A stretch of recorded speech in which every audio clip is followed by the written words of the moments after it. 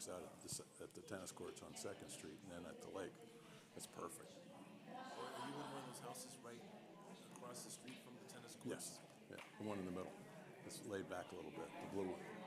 Blue one? Yeah, Oh, is that the one that's just a couple from the gate? no, it's literally right across from the middle tennis court on 2nd Street. That's a beautiful area. All set? Well, good afternoon, everyone. How are we doing today? That's good. I am John Mann, Director of Education for Lakeside.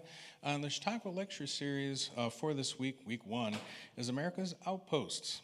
We've been focusing on where Americans have been in the world, including outer space and the military posts, and this lecture will round out that week.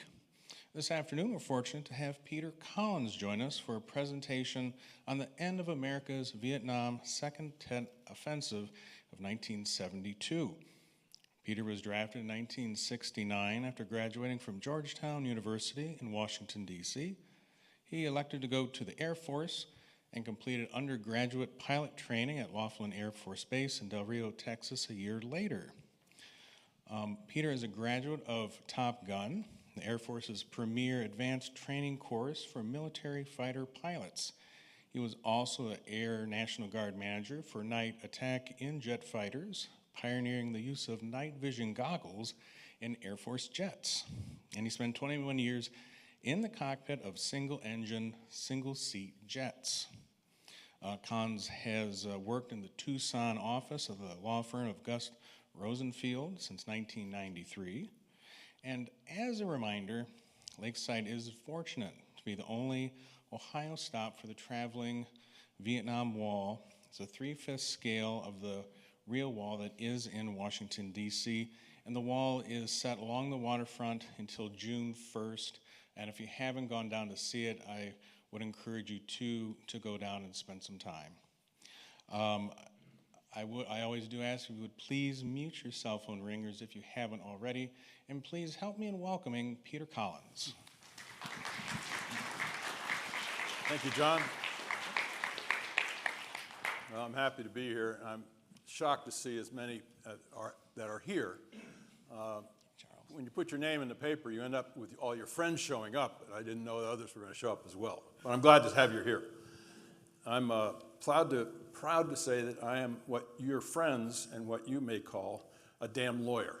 I'm a trial lawyer. I represent people who got injured. I also defend people when they get sued. And I've done that now since 1978, and I find it very, very satisfying. I spent a full year in Vietnam, so we have a little bit of history on this. We're going to go through a little bit of that. To my knowledge, I put in about 1,000 airstrikes as a forward air controller.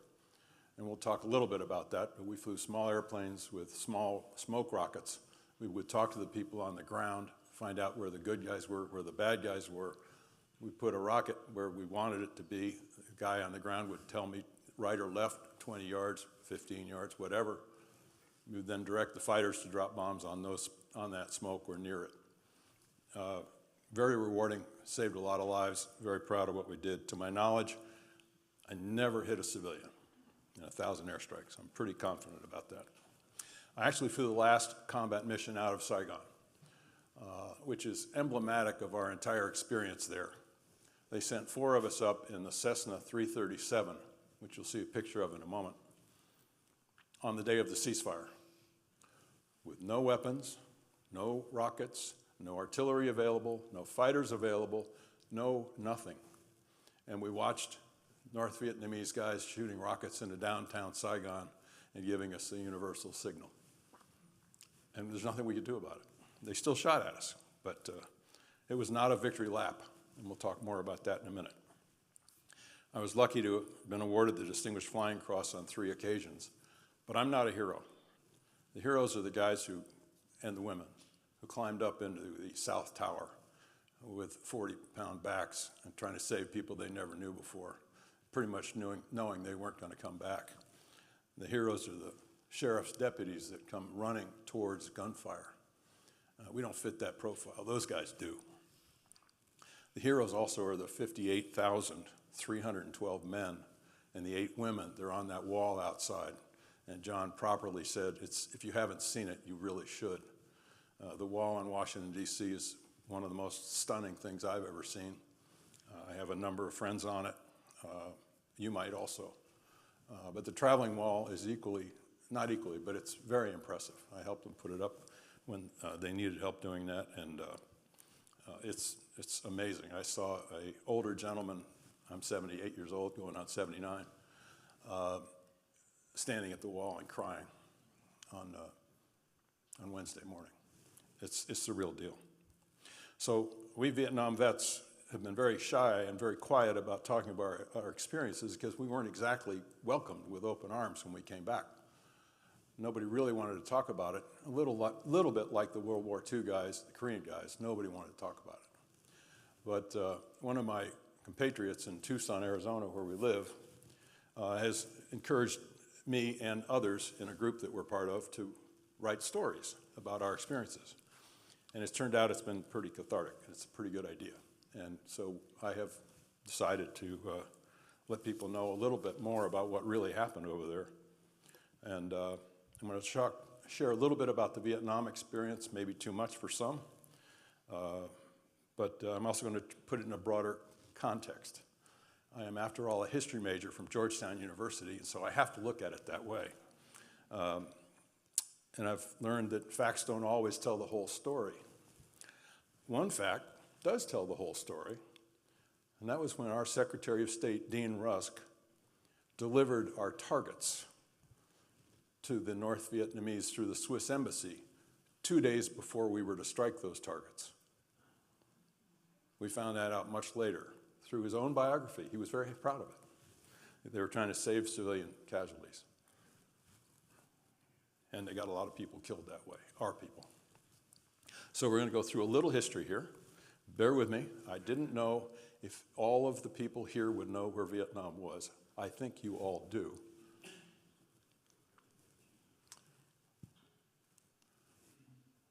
"9,000 miles from here is Vietnam. You all know about Thailand, which was next door, Cambodia, which was next door to that. China, of course, was the bad guy. This is Hanoi. That's the Haiphong Harbor. This is Saigon, where I was most of my time. Why did we care about Vietnam? Well, President Kennedy and President Johnson after him decided that the Soviet Union was a real threat. I don't need to tell the people in this room that's Russia. They exploded the first nuclear bomb in 1949. Khrushchev threatened to bury us, pretty direct threat. The Soviets launched into space. Everybody was afraid of Sputnik and what it was going to do to us. We hid under desks at school. They launched the first human into space, Yuri Gagarin, who just died a little bit ago. They put missiles into Cuba. Everybody was afraid of creeping communism across the world. North Vietnam was a communist state and threatened South Vietnam, which was at that time a democracy of sorts. President Kennedy and Johnson decided to commit to South Vietnam to defend it, to stop the spread of communism, which was called the domino theory, as you all probably recall that. So U.S. forces in Vietnam, it started out just 1,000 people under Kennedy. It rose dramatically to a height of 543,000 in 1969. 543,000 of our people were over there trying to defend the South Vietnamese from the north. By 1975, it went to zero.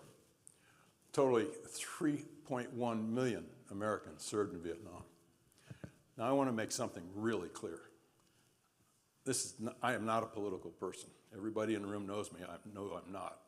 And I'm not making any comments particularly about the present administration, with the exception of Dan Kane. Raisin Kane, who is our head of the Joint Chiefs, he replaced me at the Air Guard Test Center in Tucson as a weapons officer. He has the highest respect in the military. He's a very smart guy. He has a very common sense world view, and he's a good man. What he's doing right now, I have no clue. And I won't comment at all on the Iran situation. Again, I'm a history major, so we have a problem with the way we decide to go to war and the way we decide to get out of war. Johnson and Nixon in Vietnam. Nixon was reelected, as some of you remember, in 1968. I remember vividly because I didn't want to get drafted. And he ran on a platform of having a plan to get out of Vietnam. I said, hot dog. I graduated in '69, I won't need to go. Well, that didn't turn out that way. Bush in Iraq, ISIS, where's Paul Wolfowitz where we need him, right? He totally botched the Iraq war. Obama and Trump in Afghanistan, we'll talk a little bit about that. Biden in Afghanistan, the withdrawal was just really not well done. No comment on the present. Off-ramps from war are a fantasy. Everybody in all of those people I've just talked about look for an off-ramp for one war or another. They don't exist. You can see it. Richard Nixon promised peace with honor. Clinton administration announced an exit strategy. George Bush celebrated victory in Iraq. Then came ISIS and chaos. Barack Obama pledged a responsible transition of U.S. forces out of Afghanistan. Trump 1 agreed with the Taliban and set a date for withdrawal. Then Biden, with another bad decision, stuck with it, just from my perspective. So the point to this story is the enemy gets a vote, usually associated with Karl von Clausewitz from 1780 to 1830. In other words, you have to plan, you have to look ahead, you have to game it from the other side's perspective because the other side gets a vote. Asymmetric warfare, that's what his bottom story was. Where do we learn about asymmetric warfare? The Greeks, the Athenians, took the Spartans. How? By rolling in the Trojan horse. They couldn't beat them on the battlefield, so they rolled in the Trojan horse. The American Revolution, the Green Mountain Boys, the Swamp Fox down in South Carolina, they couldn't beat the British on the battlefield, but they could ambush them anywhere and everywhere, and it worked. The 1968 Tet Offensive was unpredictable. We're going to talk more about that. You probably have never heard of the Second Tet Offensive because nobody really cares.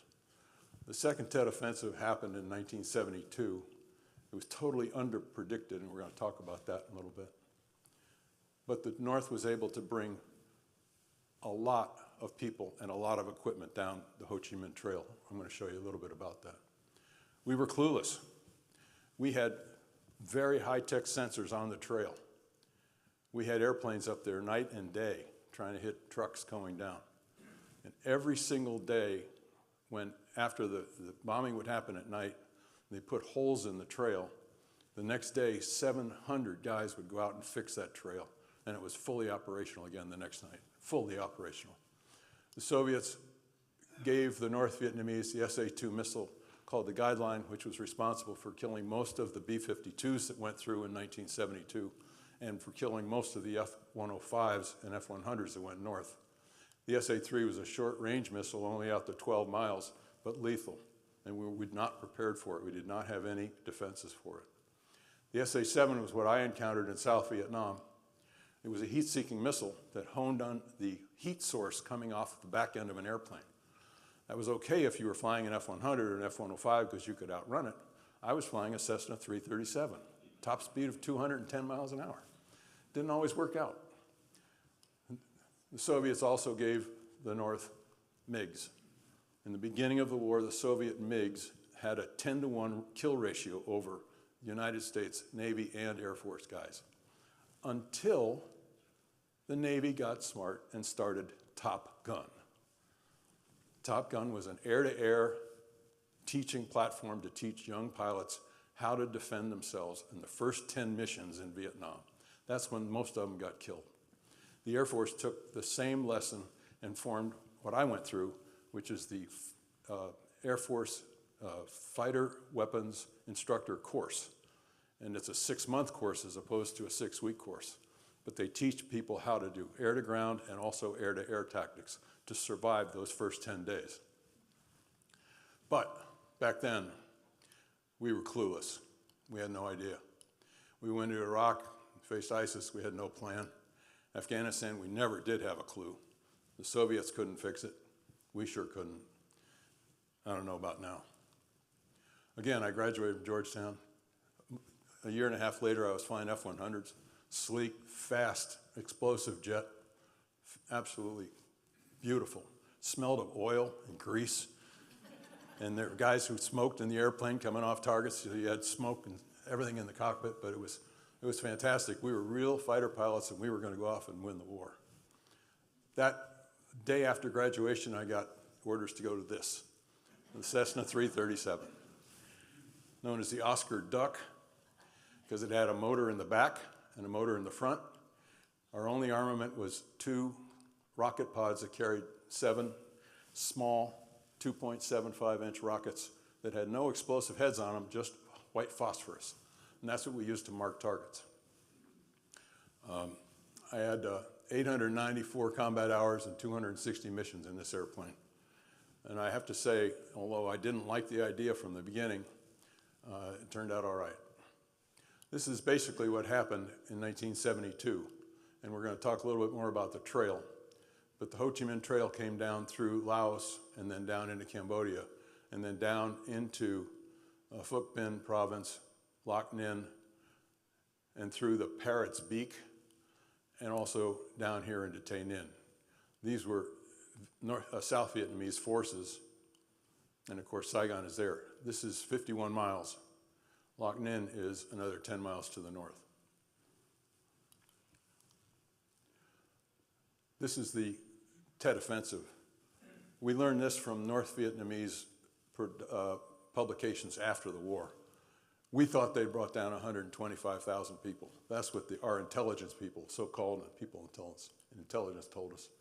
In fact, the North brought down 300,000 guys, 700 Russian tanks, T-54s and T-61s, and they attacked at 3 different points.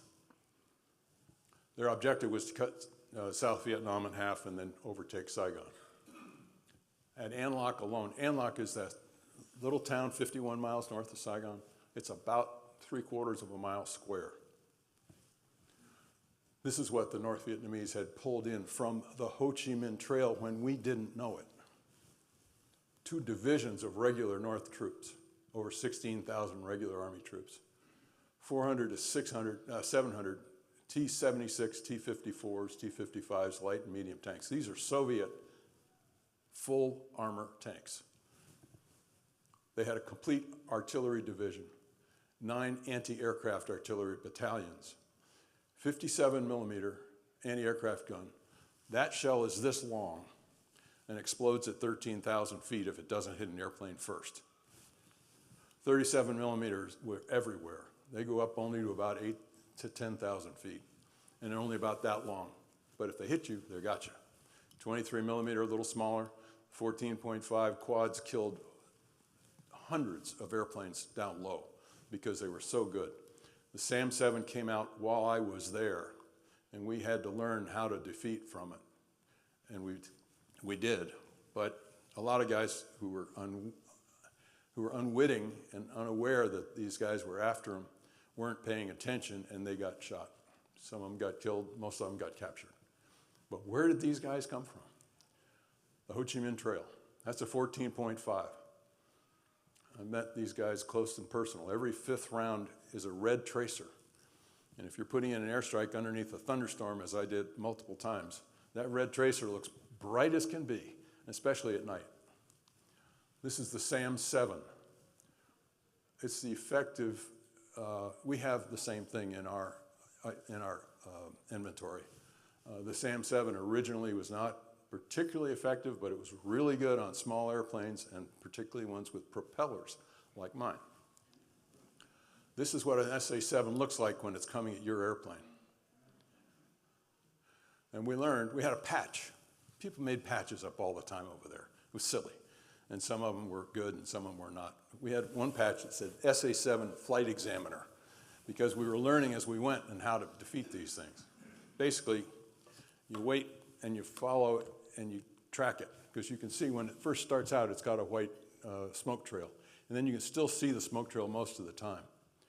And you wait till the missile is about a 1/4 mile away from you and you roll upside down and pull down. And as you do that, the missile goes by, and these missiles didn't have enough power, enough juice to turn around and come back down and get you.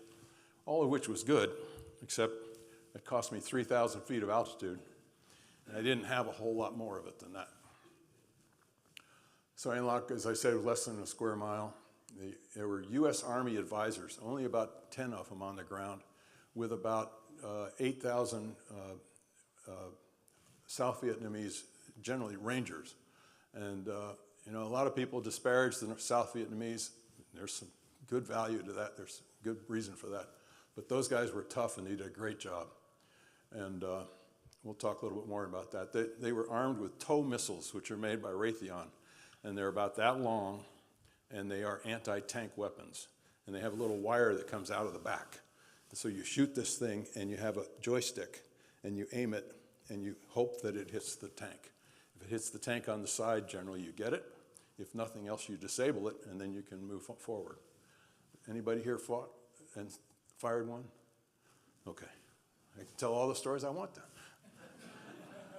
There were a lot of Air Force and Navy and Marine fighter pilots that flew into this thing, and we'll talk about that a little bit. The attacks, again, came from three sides, artillery and tanks. There were 7 T-62 tanks that rolled into the middle of An Loc thinking that An Loc had surrendered. We got the first one. The Army helicopters got the last one, and the guys inside got the 5 in the middle. We got them all. But then May 11th came, Mother's Day. Pet McPhillips was Sundog 2-3. He was directly below me. He got shot down. I had to cover for him. Fortunately, we got him back. But this is what the North Vietnamese had available. 80 mortar or artillery rounds per hour for 24 hours on a place that's a little bit larger than Lakeside. There were 5 of our airplanes shot down, a total of 7 aircraft, 13 pilots lost. We lost an F-4, an A-37, 2 of us, and a Cobra. It was a brutal day. It was worse. The guys on the ground that I referred to, the Army advisors, were directing our fire because we couldn't talk to the Vietnamese directly because most of them just didn't have good English. But these guys did, and they were really heroes. They really were. After things got ginned up, their B-52s were coming every 55 minutes for 7 days. Things were so hot that we had to put, and for a reason I'll talk about in a second, we had to put a forward air controller up high at about 11,000 feet to keep track of the airplanes, the fighters that were coming in on station to help us. And we had 3 forward air controllers putting in simultaneous airstrikes in and around An Loc. It was unbelievable. We had a stack of up to 20 flights of fighters above us, all directed by the King flag. And these are the airplanes that we had available. For anybody who's interested, I can tell you more about it. But the Marines brought in A-4s from Korea. They were terrific. The A-37, the T-37 was an airplane that we trained in pilot training. The Air Force stressed the wings more heavily and put on multiple stations to carry weapons. We'd go at about 300 miles an hour, and it was very effective getting down low. It was totally manual, but it was good in a fight, particularly good. We had F-4s coming out of Thailand, not particularly accurate, but they carried 6 bombs each, and it made a difference at times. The B-52s were called arc lights, and you hear about those from time. The Navy was very delayed, but then finally came in with a bunch of fighters. I remember one day being the King FAC and waiting for fighters to check in on station because we were very short on fighters. We were desperate to try to save these guys on the ground who were getting pummeled. And a guy comes up on the radio and says, "Rash, this is City Desk 101. And I said, "Damn, where'd you get that call sign?" I found out he was the CAG. He was the commander of the air group coming off the tanker and off of the carrier. And this was, I believe, the Coral Sea, but I'm not certain. And they had F-4s, A-7s, A-4s, A-6s, and they even had a couple of F-8s who were not bomb-dropping airplanes. They were air-to-air airplanes, but they had 2 500-pound bombs loaded on these guys on the 2 wing stations where they normally had missiles. They didn't have a release system, so these bombs were hardwired to the wings. And they jettisoned the bomb, and the wire would stay on the airplane, and the bomb would fall off hot immediately. It was a very dangerous situation, but you know, we were desperate for people. The U.S. Army had anti-tank warheads very similar to the ones on the ground. 32 pilots, 8 killed in action. We lost 77 aircraft in the second Tet offensive. Again, you've never heard of it, but now you have. Before this all happened, we would fly between 1,500 and 4,500 feet. We had to go up to 7,000 to 8,000 feet to give us time to react to these missiles when they came up. And it changed everything. We had to adapt, which is one of the things that people do, and we'll talk about that a little bit. Turn every 20 seconds for detection. Unload for rocket launch, meaning when you put your nose down at the ground to deliver a rocket, you push over so that you're now at 0 G, so there's no side pressure on the missile coming out of the tube. And that allowed it to be much more accurate. And from 8,000 feet, that was the only way we could be accurate. One of the things you learn as you go. You lost 3,000 feet in the response. This is what an A-37 looks like over Anlock, or actually just east of Anlock, when we're at 5,000 feet and he's down in the weeds delivering me. 3-month battle. We got about 170 tanks. 40 of them were done by the Cobras, 90 by us. 16,000 NVA ultimately were killed, we think. But here's why this is part of the story. The enemy gets a vote. When this all started, around May 1st, the North Vietnamese and their Viet Cong counterparts knocked out all of our radios at headquarters. And so all of the supervision, all of the scheduling, all of the people who were supposed to help us organize things couldn't talk to us, and we couldn't talk to them. That's why we had to have a FAC up high, because otherwise it was chaos, and we couldn't do that. So that's why we did it. We had no backups. There were no backups allowed or available. Again, this is near the end of the war in '72, so everybody said it's going to wind down. We have no troops coming down the Ho Chi Minh Trail. No, not this way. And they didn't need backups. Well, they did. So we first lieutenants coordinated the entire air war. Why this is important is, in 2002, a friend of mine named Soup Campbell was flying an A-10 in Afghanistan on the first attack into Bora Bora, trying to get to bin Laden. He experienced exactly the same thing. The Afghanis took out, the bad guys, the Taliban took out all the radios, and all of a sudden he was alone. And he realized when he went beak to beak with an F-18 from the Marines, beak to beak, and he was flying an A-10, that they had to do something different. So he went up on a universal radio channel called GUARD and got everybody organized. There were B-52s, there were B-1s, there were F-18s, there were F-4s, there were F-16s, and there were A-10s. He got them all organized at various altitudes and got them figured out so who could go to what target and how they could do some good. And he and I did a combined presentation to a couple different groups. Everybody's kind of shaking their heads saying, how did this happen? You know, why is it that the A-10 didn't have a satellite radio? There was a lesson there, but it didn't get learned. This is what Anlock looked at the beginning of the Tet Offensive. It was an industrial city. A lot of people lived there. A lot of people had good lives. This is what it looked like after 8,000 rounds per day. This is a good Russian tank, signed off by General Hollingsworth, whose call sign was Danger 79. Not necessarily a great guy, but that's another story for another day. These are the folks that we worked with, the South Vietnamese Rangers. Not all bad, not all bad. November of '72, Bob Hope came. Lola Falana, anybody ever heard of her? I didn't know who she was, but she was pretty good. The band, very similar to the USO band last night. They showed up, they were good.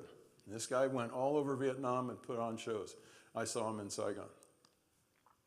So the net result of our Vietnam experience, we won every single major battle.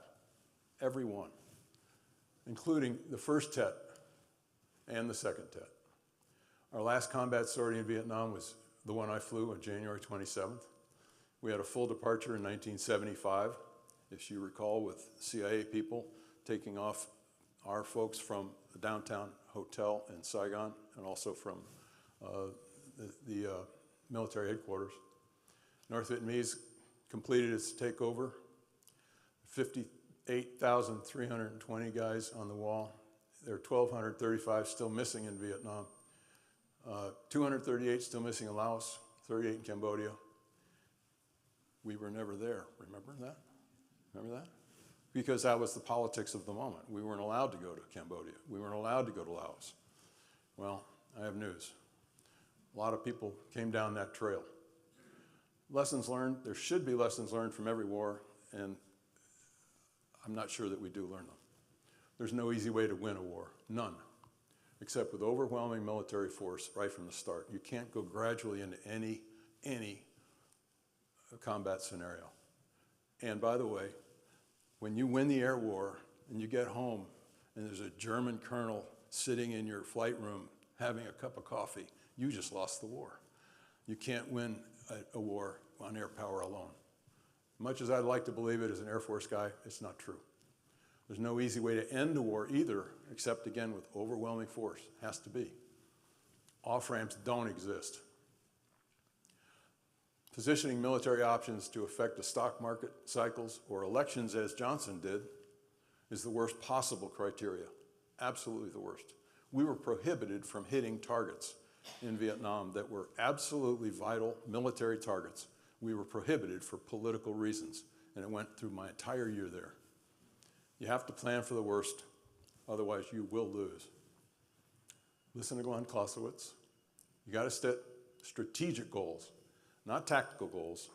It's not where you're going to aim the bomb. It's not where you're going to move, what route you're going to take into the target. It's the strategic goal. What is it we're really doing here? How are we going to do it after we get done? Ignore the stock markets. You can't allow that to do it. You got to inform Congress. You got to build infrastructure, and I don't mean to say that you got to have, a group of the willing. You don't have to have allies necessarily, but you have to have the structure, and you have to steal good ideas from everybody. Our Patriot missiles are $4 million a piece. The Iron Dome laser shots are $50,000 a piece. But we've never asked the Israeli to give us Iron Dome. I don't know why. But don't believe in your own invincibility, because it doesn't exist. So I got lucky. I finished up in the F-16, which was a thrill. I got lucky here meeting Debbie Munger Collins and having a family and coming to Lakeside first in 1973. These guys didn't. So never forget. I hope I didn't bore you. I'm open to any questions you might have.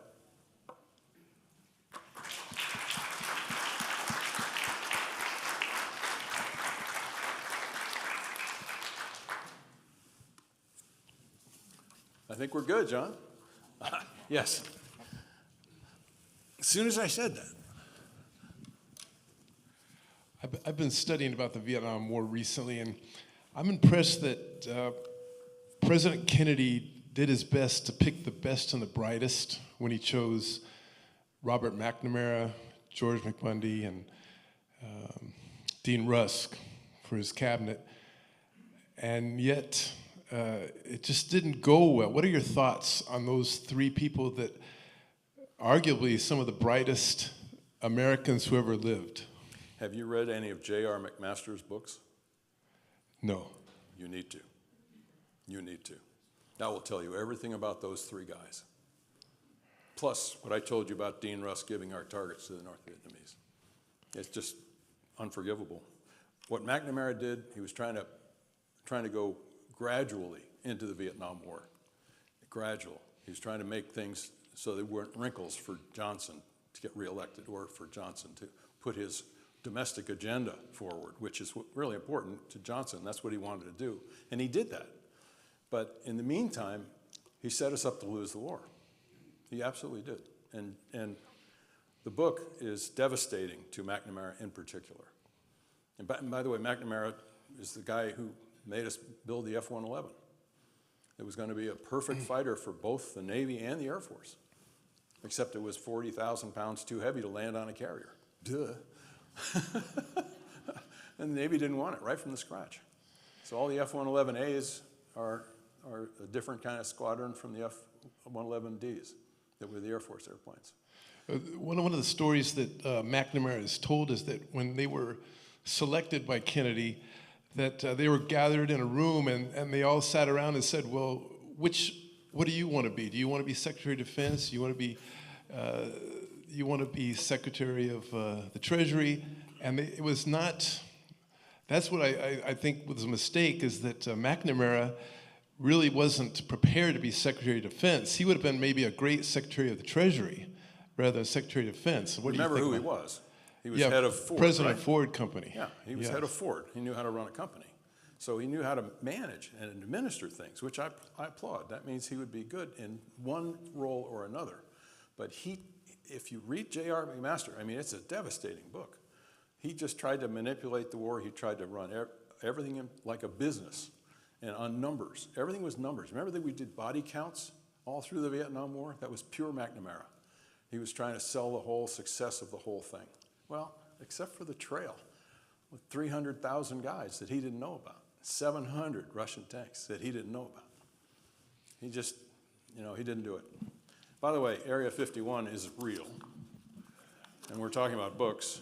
I've been there. I fought against Soviet MiGs when I was up there as part of the weapons school. It's real, and it's a fascinating place. It's where some of our best and deepest and darkest secrets are. And I don't know all of them. I don't pretend to know all of them. I know a few. That's it. There's a book written by Annie Jacobson about Area 51. And if you want to read some fascinating history, find that book. It's in paperback, it's on Kindle, and it's in hardcover. It's just amazing. Talks about the history of Area 51 from the very start. Talks a little bit about the Roswell incident. And the final chapter is the most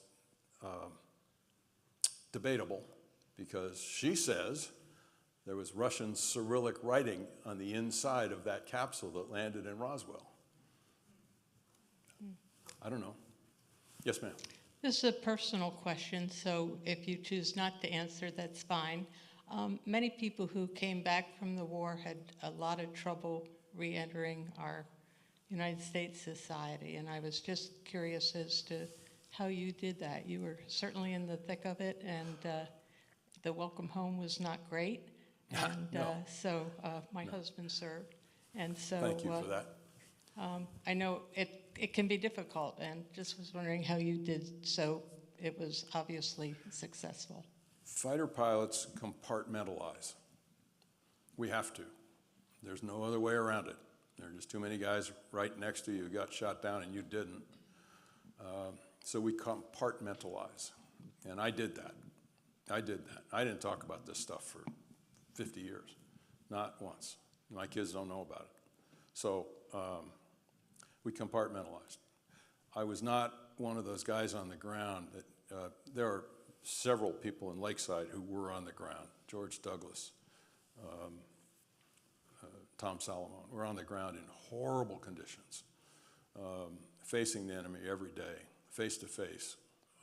Those guys had a whole different life than I did. And the people who worked for them, the enlisted guys, were just told where to go and where to stand. And if you get shot, that's your problem. I mean, to think about how those guys tolerated that and how they came through it, and there was a lot of drugs over there because they were readily available. And the people were on long shifts and then short rest, and they were usually ambushed at night, so they didn't get good sleep. So there was a lot of drugs that people took just to survive. And those people came back and they're very damaged. They're very damaged. And as a lawyer, I helped a lot of Vietnam vets as a pro bono thing, which is what you do. And I did a lot more of it when I was in Columbus practicing law than I do now. But there's a very, very high percentage of guys. There are now there are veterans courts set up in the municipal courts pretty much throughout the country. I helped set up the one in Tucson. And that's a court that's specialized for a veteran who may be suffering from PTSD. And there are all kinds of social programs available to these guys, and it's basically a deferral program where if you agree to go on and do treatment and go on and do different things, then the charge will be dismissed. As long as nobody gets hurt, as long as there wasn't a gun involved. There are different criteria in different states. But a lot of these guys desperately need that kind, and of course when they first came back there was none of it. They were just going to jail. And a lot of them, if you talk to them, were just as happy going to jail. So there's a lot of damage. I got lucky. Thanks. Yes, sir. Peter, since you've come back and read a lot about the war and reflected on it, do you have any ideas about leaders that the U.S. had in Vietnam who we can be proud of? I can't answer that question, really. These guys these Army advisors that we talked to on the ground were spectacular people. They were utterly spectacular. Mark Smith was the guy who was in Loc Ninh who was overrun. And he wrote a stunning after-action report years later, because he was captured and was in jail in Cambodia for a year. His after-action report doesn't speak highly of military intelligence or of the support that was given to people on the ground. There was a very heavy concentration of administrators in Saigon, at a place called MACV, Military Assistance Command Vietnam, MACV. I went over there several different times to brief those people because they didn't know what was going on because all the radios were down. And so I went over there and met a lot of these guys, and I mean, they seemed like nice enough guys, but some of the stories, what we were tasked to do just made no sense at all. And that the An Loc was surrounded and unable to get trucks in or helicopters in. And so the Air Force decided to throw C-130s in there to drop parachuted munitions and supplies and food to these guys. 7th Air Force told them to fly in a daisy chain, 7 guys in a row, 1,000 feet in the air, same heading, same time. Guess what? We picked up 14 guys on the ground from the last 3. The North Vietnamese campaign in 1972, same thing. They told the B-52s to go in on the same track, same altitude, same heading every single day, and it got everybody killed. Fortunately, there was a wing commander in Utapao in Thailand, said, "We're not doing that," and he took a risk, and a big risk, but he didn't want to get all his guys killed, and he set up different tracks and different approaches and everything. He went to the same targets and did the right thing, what he was supposed to do. But he wasn't going to let his guys do the same tracks.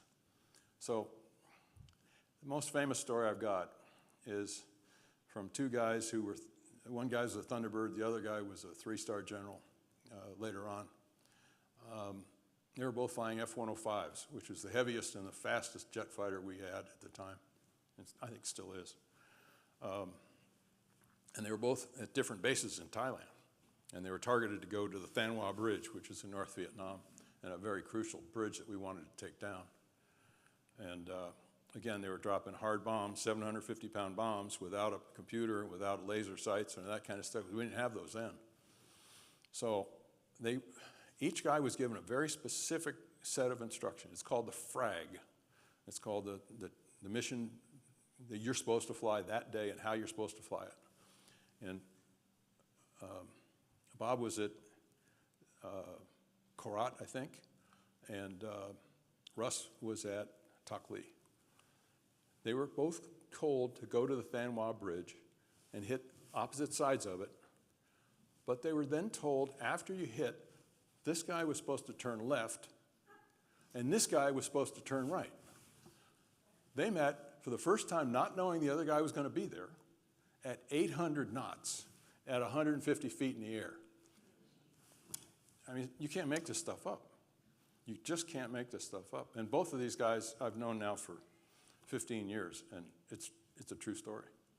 And we saw talked a minute ago. I'm sorry if this is going on too long, but we had my partner over in Vietnam, a fellow named John Chambers, found a garage in Lac Ninh, which is north of Saigon by 10 miles, where he found this garage, and it had those big louver windows on it, you know, like you saw in schools when you're growing up. And he got down low. This is before all the stuff broke out. He got down low and looked inside, and there was all these trucks inside, and guys working on trucks and stuff. And he tries to get clearance to hit it, and they said, no, no, no. It's a political and religious capital. You can't do that. And so for 10 months, the North Vietnamese had freedom to fix their trucks and their tanks in that facility until 3 days before the ceasefire. Some kid came up, and it was his first day on his own. He called in with some coordinates to get a strike approval, and they approved it. We never called back to check the coordinates. We had 42 trucks that day. A lot of gas, a lot of munitions, a lot of secondary explosions through that. But I mean, and then 3 days later, they sent us up on the day of the ceasefire with no weapons, no defenses, no nothing. So, do I have high opinions of a lot of people? No. I have a high opinion of a lot of the lieutenants who led young men into the bush. The guys who went into tunnels, oh my gosh. It's hard to imagine. You know, you read the stories about Harry Bosch, right? And he was a tunnel guy in Vietnam. Some of the things, and that's fiction, I get it, but it's based on real stuff. Those people were just unbelievable heroes, unbelievable. Unfortunately, most of them didn't come back. So that's my sad story. But you know what? We're in Lakeside. Spring is here. Flowers are up. Things are good. You all have a great day. Thank you very much. Thank you, Peter.